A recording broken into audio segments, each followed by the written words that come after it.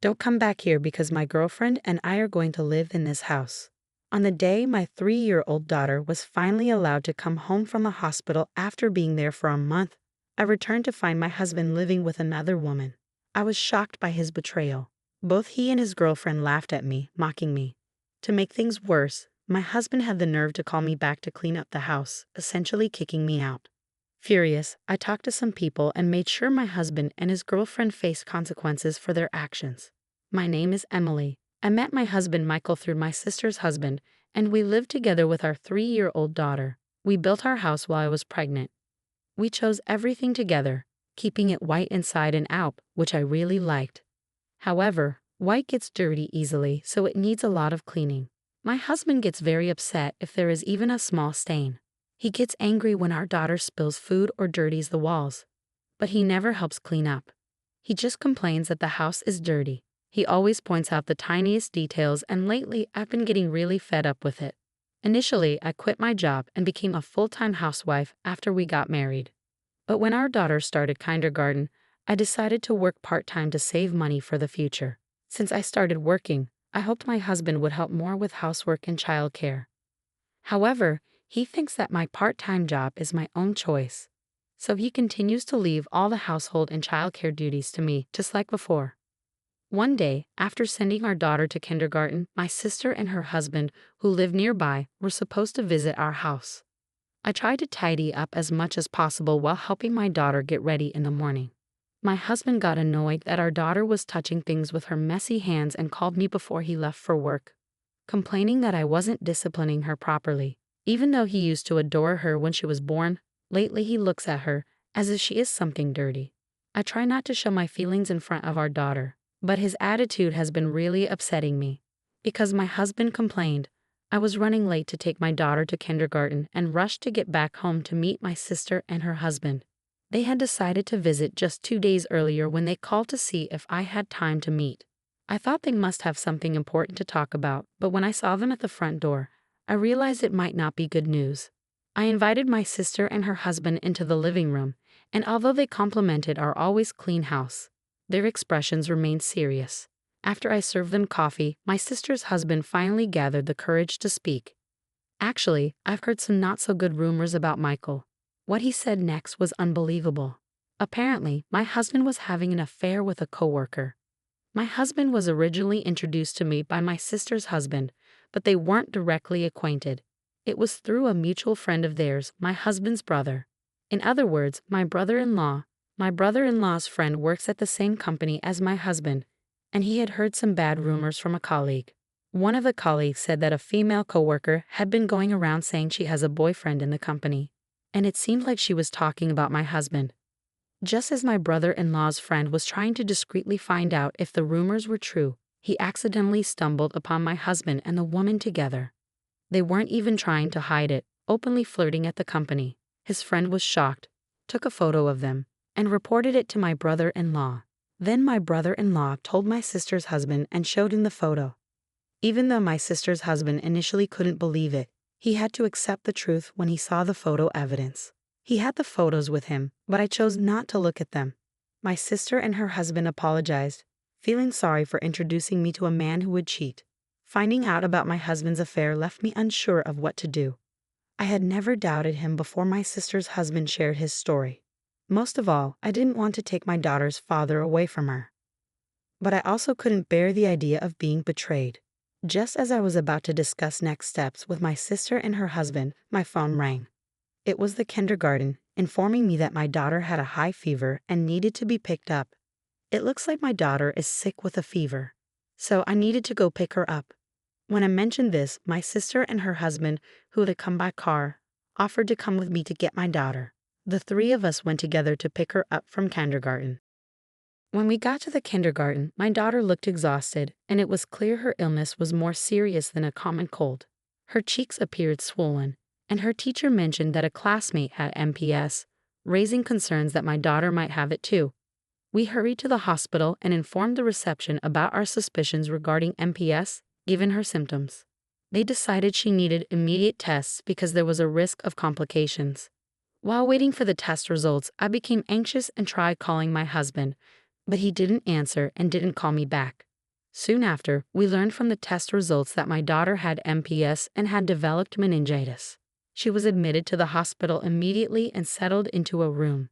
After getting an explanation about her hospitalization and seeing that she was asleep, I decided to go home to prepare for her stay. My sister and her husband offered to stay with her, so I called a taxi and headed home. Late at night, my husband finally returned my call. He sounded annoyed that I had called him while he was at work and said sharply, "Don't call me during work." I explained our daughter's condition, her fever, hospitalization, and meningitis diagnosis, but he didn't seem to grasp how serious it was. He responded dismissively, "You're with her at the hospital, so don't bother me with every little thing. I'll stay there for a while to be with her." "All right, I'll leave it to you," he said, and then abruptly hung up without expressing any concern for our daughter. As a result, my daughter stayed in the hospital for over a month. During that time, my sister, her husband, my parents, and even my in-laws visited us frequently, worried about her. Surprisingly, my husband never visited once.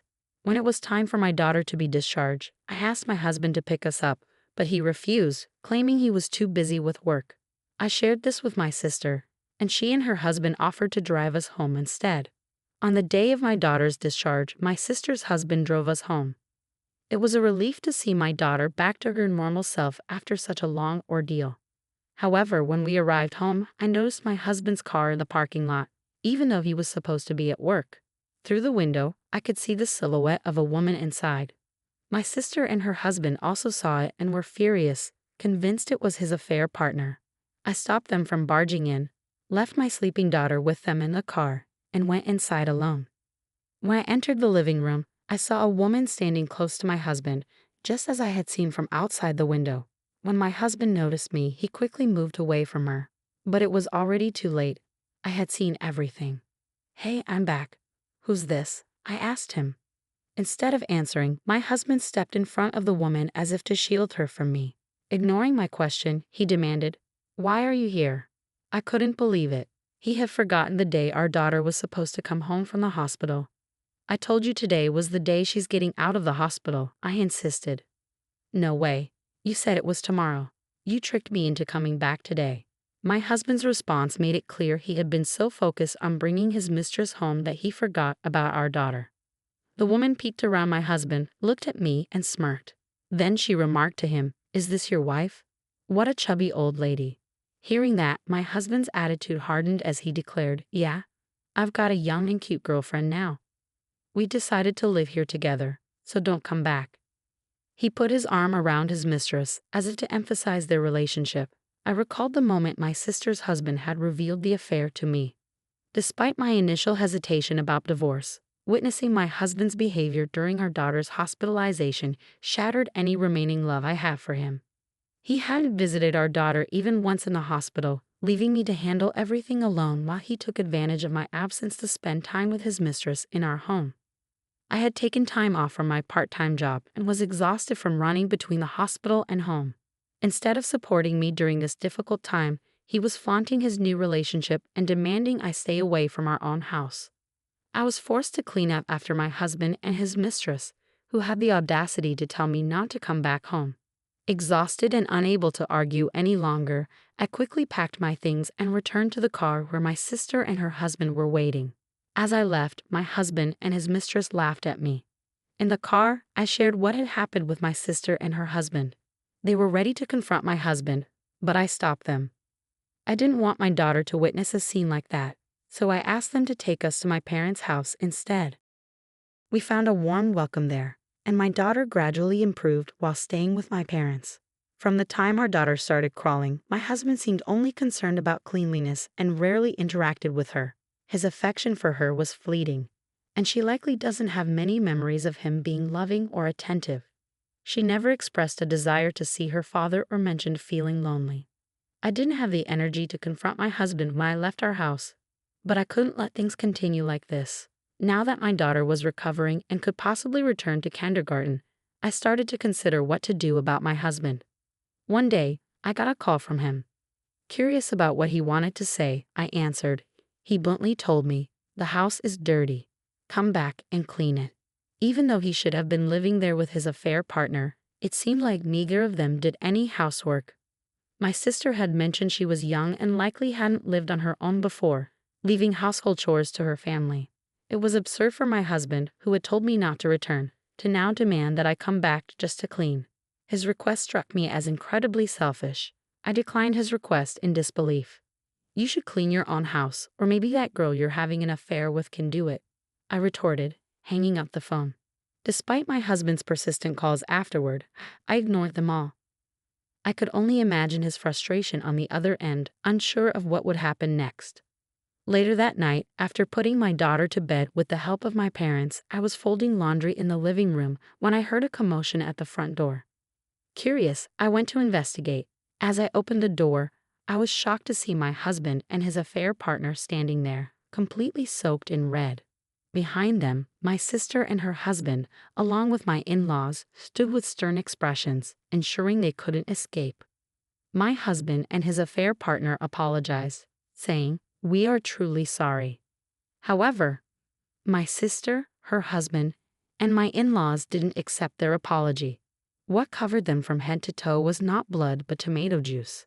After my husband had called me to clean the house, I immediately informed my sister, her husband, and my in-laws about it. My sister and her husband visited my husband first, while my in-laws, who lived nearby, drove over to his place. My sister and her husband tricked my husband into going to the garden, pretending they needed some gardening tools I owned. When he turned his back, they pelted him with tomatoes. Startled, he turned around, only to have more tomatoes thrown at his face. These tomatoes were overripe and very soft, sourced as waste from a farm owned by a relative of my sister's husband. They wouldn't have caused much physical pain upon impact, but their squishy insides splattered easily, which clearly affected my husband, who prized cleanliness. My sister and her husband didn't give him a chance to react and continued throwing tomatoes. The tomatoes not only hit my husband but also splattered against the pristine white walls of the house, causing chaos. As this unfolded, my in-laws arrived on the scene. My husband was now being bombarded with tomatoes by my sister, her husband, and my in-laws. Amidst his panic screams and flailing, his affair partner, curious about the commotion, appeared in the garden. Without hesitation, she too became a target for the tomatoes. Attempting to flee back inside, she was forcefully pulled back out by my sister and ended up running alongside my husband in the garden. I overheard everything while on the phone from the moment my sister and her husband showed up at my husband's place. Every time the walls outside got dirty, my husband would scream sadly, and his affair partner would join in crying and panicking. Eventually, my sister, her husband, and my in-laws threw all the tomatoes they had brought. By then, the two of them had calmed down completely. They were then walked to my parents' house nearby. Even though I can never forgive what my husband and his lover did, hearing my husband's pitiful voice and the lover's cries made me feel a bit better. It was almost funny to see them both so desperate, apologizing to me. My sister's husband came up with this plan. After my daughter left the hospital, I began to doubt my husband's behavior during her stay. I decided to set up the baby monitor we used when she was little in our bedroom. I suspected that if my sister's husband was right, my husband might have been bringing his lover to our house while our daughter and I were away. I was anxious that the hidden baby monitor, concealed near a houseplant, would be discovered at any moment. Fortunately, neither my husband nor his lover found it, and it captured everything they did. Since the day my daughter was in the hospital, it seemed like my husband was living with his lover at our house part-time. Each time I returned home, I saved the recorded footage as proof. After my daughter left the hospital and I confirmed my husband's affair, I confided in my sister and her husband about the video evidence and sought their advice on what to do next. They suggested involving my in-laws first. My in-laws live about a 30-minute drive away and are usually calm people, unlike my husband who often gets angry. So with my sister and her husband, I took the evidence to my in-laws' house. At first, they found it hard to believe that their son could cheat. However, when we showed them the footage, they saw undeniable proof of my husband being intimate with his lover. They had no choice but to believe me. What's worse, my husband was heard saying hurtful things about our daughter, like how she just makes a mess and isn't cute at all, and that he wanted to throw both her and me out. This revelation made my in-laws furious. They wanted to confront my husband immediately. but my sister, her husband, and I convinced them to hold off for the moment. When my husband found out I knew about the affair, he became defiant. We didn't want to give in to his wishes for a quick divorce, so we discussed with my in-laws how to come up with a fitting punishment. Seeing the evidence on the video, my in-laws were also deeply hurt and immediately agreed to our plan. After brainstorming together, we decided on a unique punishment: throwing tomatoes at him. This idea came from my sister's husband, who had studied in Spain and was inspired by the tomato festival there. We thought it would be satisfying because my husband really dislikes getting dirty, and throwing tomatoes wouldn't cause any harm. It was also convenient timing since my sister's husband's relatives, who are farmers, had an excess of tomatoes that were going to be discarded. Initially, I was taken aback by the unusual idea, but I soon realized that simply throwing tomatoes wouldn't suffice. I felt my husband deserved to experience some discomfort from being hit by tomatoes, so I agreed to the plan. My sister, her husband, and my in-laws were all set to carry it out. I wanted to join in throwing tomatoes at my husband as well, but I was still concerned about my daughter's well-being and couldn't leave my parents' house. Additionally, my sister and her husband felt guilty for introducing me to my husband, and my in-laws felt responsible for how they raised their son. So it was decided that the four of them would proceed with the plan without me. I made sure they promised to do it outside the house, not inside. Despite my disappointment at not being able to throw tomatoes myself, witnessing my husband and his lover in such a pitiful state, thanks to my family, was oddly satisfying. I had already informed my parents about my husband's affair, so when they were brought to my parents' house, they were visibly uneasy.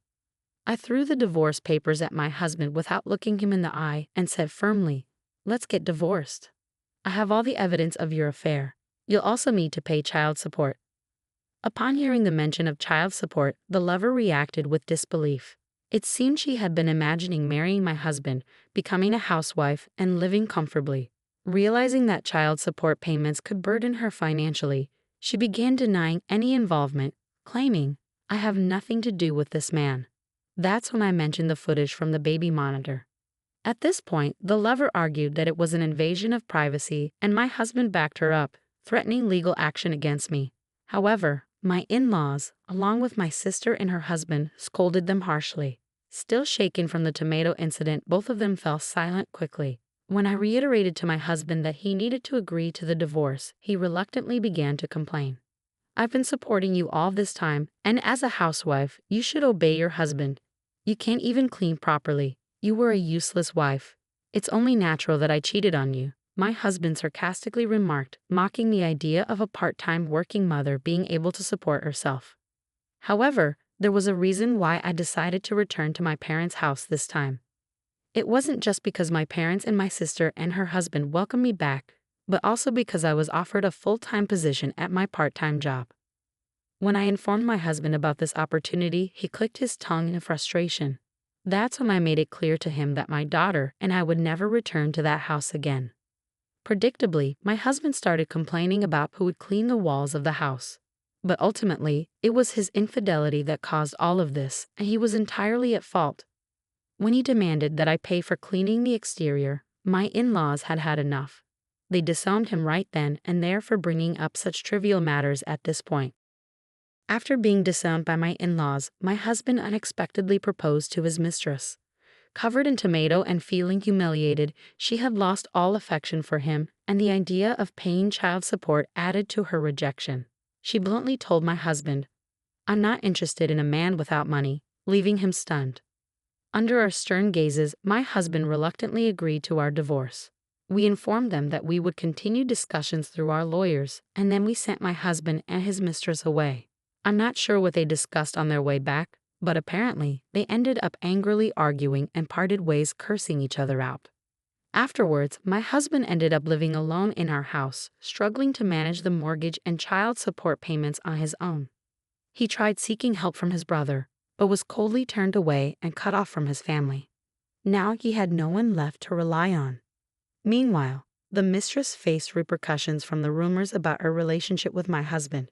She ended up quitting her job, and when her affair was discovered by her parents, they disowned her just like my husband's family did to him. She was kicked out of her parents' home and now lives in a cheap, run-down apartment. During the day, she works part-time, and at night, she works in a nightclub to make ends meet. My sister once spotted the mistress working at a store's register and remarked how much weight she had lost and how aged she looked, despite being in her early 20s. It's heartbreaking to think about how a single mistake could dramatically alter someone's life and rob them of so many potential happy moments. As for me, I've started working full-time with the support of my parents, sister, and her husband, who welcome me back to their home. It's challenging at times, but I'm beginning to feel a sense of achievement as I take on more responsibilities at work. My daughter has settled into living with my parents and is thriving each day. When we lived with my husband, she struggled to get along with adult men, likely due to his yelling. Now, she's gradually overcoming that thanks to the kindness shown by my sister's husband and my father. Surrounded by a caring family, my daughter and I are now enjoying a peaceful and happy life.